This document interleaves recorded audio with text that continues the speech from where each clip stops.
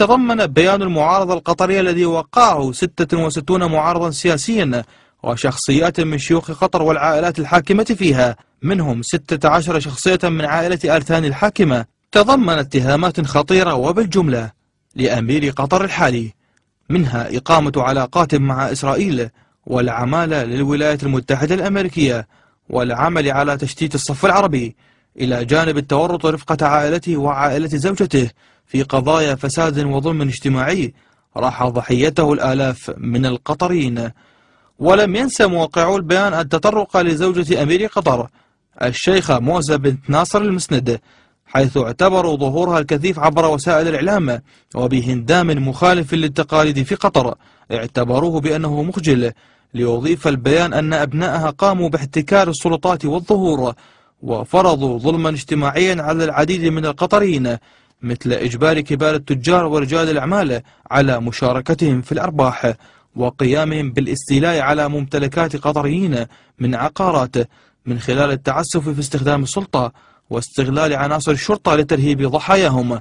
كما تبنى الموقعون على البيان المبادرة التي أطلقت قبل أيام على موقع الفيسبوك على شبكة الإنترنت الداعية إلى إسقاط النظام القطري الحالي. كما كشفت مصادر من داخل الأسرة الحاكمة عن أن ما زاد من حدة الغضب في أوساط شيوخ العائلة الحاكمة تجاه الأمير الحالي هو شريط فيديو جرى تسريبه يظهر فيه الأمير حمد يوثق عملية تحميل الطائرات الأمريكية من قواعدها في قطر بقنابل الفسفور الأبيض والذخيرة والمعدات العسكرية، وإنشاء جسر جوي بين الدوحة وتل أبيب مرورا بدولة ثالثة خلال العدوان الأخير على قطاع غزة. وقالت المصادر إن شريط الفيديو تم تسجيله من طرف ضباط قطريين كبار وتم تسريبه إلى بعض زعامات العائلة الحاكمة،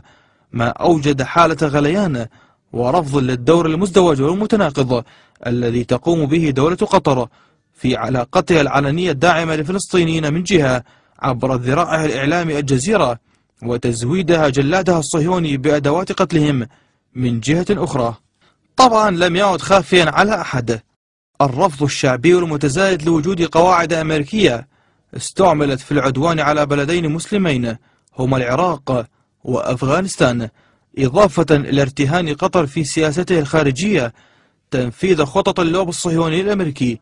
طبعا هذا يضاف إلى وجود أزمة ثقة بين قطر ومعظم الدول العربية التي ترى أن الإمارة تتآمر وتحرض عليها. يرافق كل هذا ما قالته المخابرات الأمريكية مؤخرا عن احتمال حدوث انقلاب في قطر يقوده رئيس الوزراء وزير الخارجية حمد بن جاسم على أميرها حمد بن خليفة. فإلى متى تتمكن أمريكا من المحافظة على استمرار الحكم حمد في قطر؟